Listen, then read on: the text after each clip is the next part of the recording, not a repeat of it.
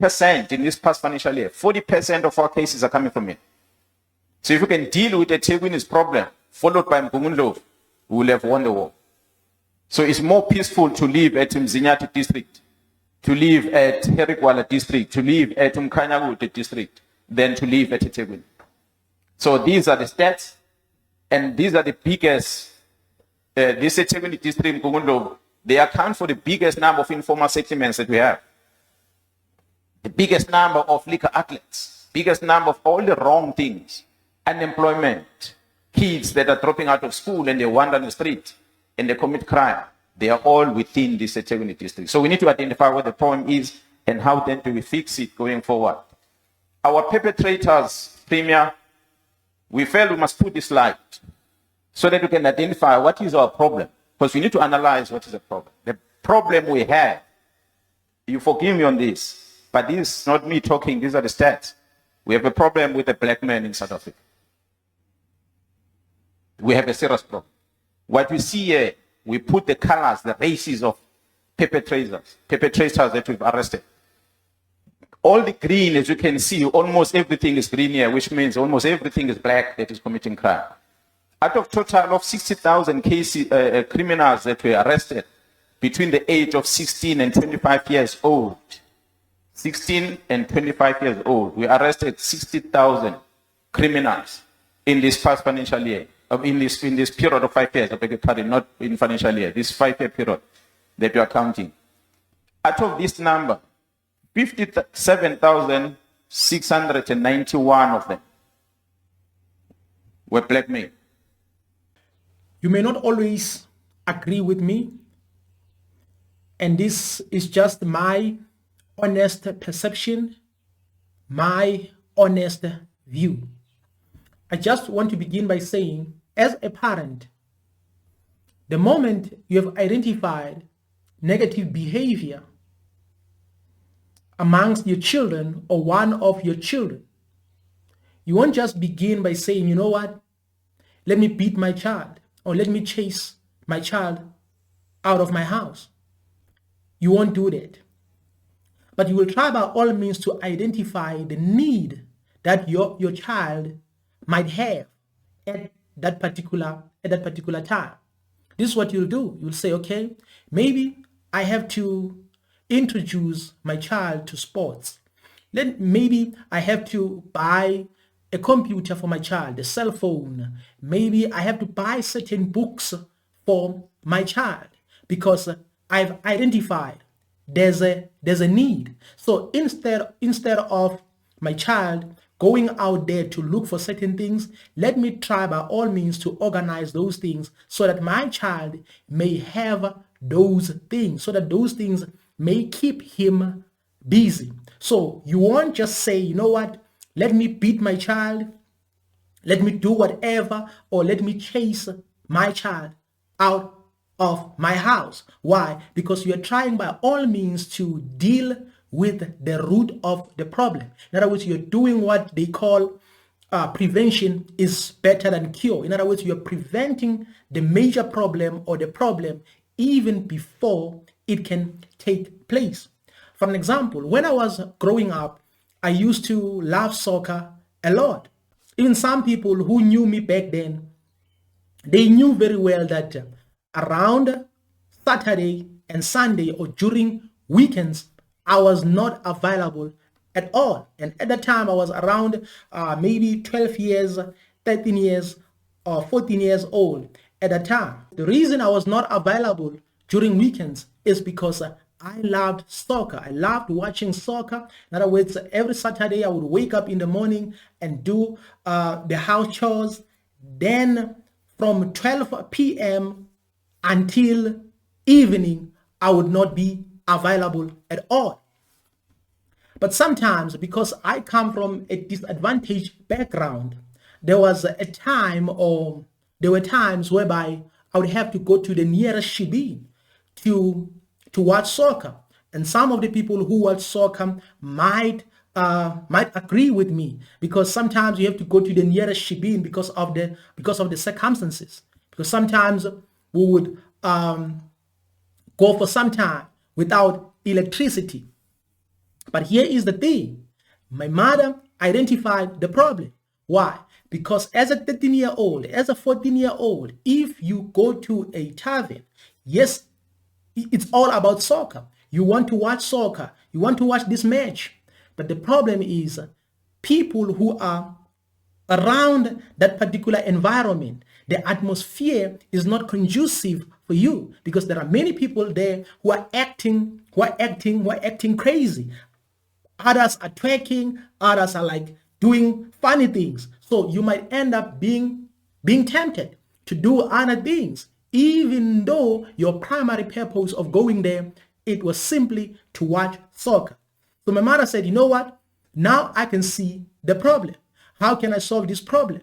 Even if we are struggling, but I will make sure that we always have electricity, so that on weekends you can watch soccer without any disturbance, so that you can watch any kind of sports that you want to watch on TV without any problem. So you don't just say, let me beat my child, let me like do this to my child, let me like chase my child out of my house. You don't do that as a parent.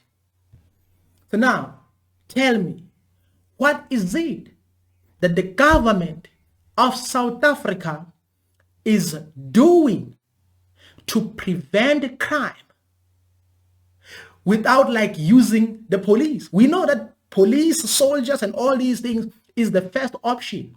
But what is it that they are doing? Because in other words, if you're dealing with crime, you have to prevent it before it even happens. Some people might say, no, these thieves should be killed. These thieves should be... You have to understand that it's easy. It's easy to talk. Sometimes it's easy to talk, especially if you are not empathizing with these people. Yes, crime is crime. We have to deal with crime, because you should not steal, you should not kill, you should not destroy, you should not do all these things. Why? Because it's a sin. It's a sin. So no one should be involved in all these things. But my question is, what is it that the government of South Africa is doing to prevent all these things before they happen? Because right now, as we speak, we have 45% of young people who are under pressure, who are not working. In other words, who are going through depression and stress because they are not working. So what is it that the government of South Africa is doing to prevent this even before it happens? Because now it's like the black man is a problem. But you have to understand that we have 45% of people who are not working. In other words, if you're 45% of young people, to be exact, young people who are not working, you have to expect such things. Let me just make another example. You cannot just approach someone who is working maybe at a bank or somewhere. Maybe this person is earning 10,000, 15,000, or maybe 20,000, and say, you know what, I want you to go and eliminate so and so, and I'm going to give you this sum of money, or I'm going to give you this amount of money. It's not easy, because that person might say, no, I cannot, I reject the offer. But you have to find someone who is desperate. You have to find someone who is under pressure. You have to find someone who is about to hit the wall. This is the person that you need to find. The moment you find that person, this person will say, I've never had 10,000. I've never had 20,000. I've never had 50,000. So if you give me this offer, I take it. In other words, someone who has money is creating these hitmen. Someone who has money is creating these hitmen. How does he create them, or how do they create them? They take advantage of their situation. Because if you are about to hit the wall, if you are about to fall, if you are under pressure, you can do anything, because you are on a desperate mode. In other words, if you are on a desperate mode, you can do anything. So that is why You need a government that loves its own citizens, the government that loves its own community. Because it's easy to say the problem of South Africa is black men. Yes, the majority of this country are black people, and 45% of young people are not working. But now, who is taking advantage of these hitmen? Who is creating these hitmen? Are people who have money. Why? Because you cannot go to someone who's working at the bank, who's working for a dealership company, who's working for maybe a certain company and say, you know what, I give you 20,000, go and eliminate so and so, or go and disappear so and so. You cannot do that. You have to find someone who is completely broke. You have to find someone who is 110% broke. That person will be under pressure. That person will take the offer.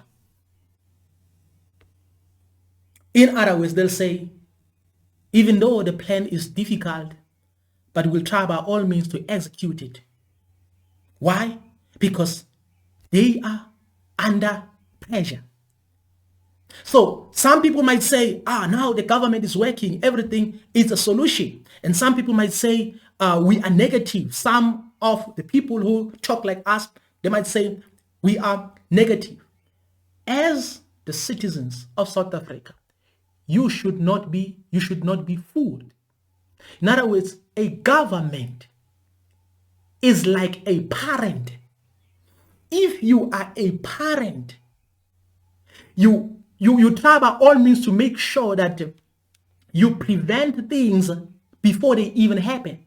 That is why sometimes when parents buy computers, buy cell phones or expensive cell phones for their kids, sometimes it's not because they are spoiling them.